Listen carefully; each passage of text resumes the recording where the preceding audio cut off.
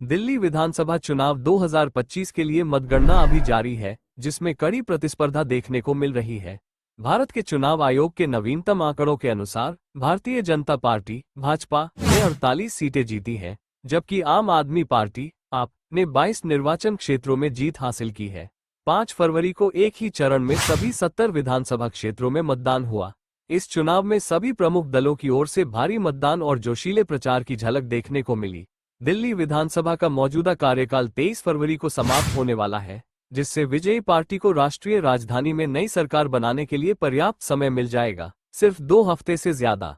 2025 के दिल्ली विधानसभा चुनावों में मौजूदा आम आदमी पार्टी आप, उभरती हुई भारतीय जनता पार्टी भाजपा और भारतीय राष्ट्रीय कांग्रेस के बीच त्रिकोणीय मुकाबला देखने को मिला, जिसमें से प्रत्येक राजधानी के जटिल राजनीतिक परिदृश्य में प्रभुत्व के लिए होड़ कर रहा था।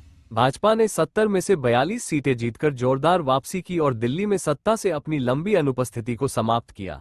आपने अपने प्रयासों के बावजूद केवल 22 सीटें ही हासिल की और उसे तब बड़ा झटका लगा जब अरविंद केजरीवाल नई दिल्ली निर्वाचन क्षेत्र में भाजपा के प्रवेश वर्मा से अपनी सीट हार गए।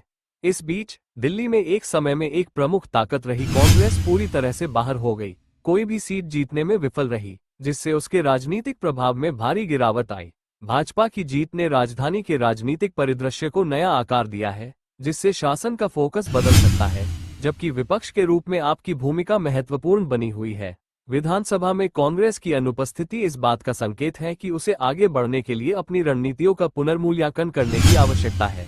भाजपा की जीत से दिल्ली के शासन पर असर पड़ने की उम्मीद है, जिसका संभावित असर बुनियादी ढांचे, शिक्षा और जन कल्याण से जुड़ी नीतियों पर पड़ेगा। आप भले ही अब सत्ता में न हो, लेकिन वह रचनात्मक विपक्ष के रूप में अपनी भूमिका जारी रखेगी और नई सरकार को जवाबदेह बनाएगी।